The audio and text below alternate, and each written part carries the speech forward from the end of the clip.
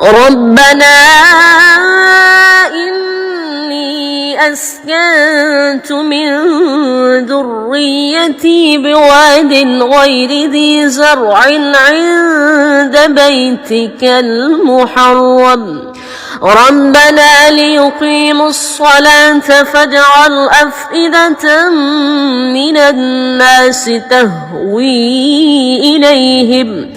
وارزقهم من الثمرات لعلهم يشكرون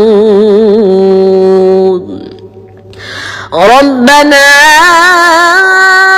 إنك تعلم ما نخفي وما نعلن وما يخفى على الله من شيء في الأرض ولا في السماء الحمد لله الذي وهب لي على الكبر إسماعيل وإسحاق إن ربي لسميع الدعاء رب اجعلني مقيم الصلاة ومن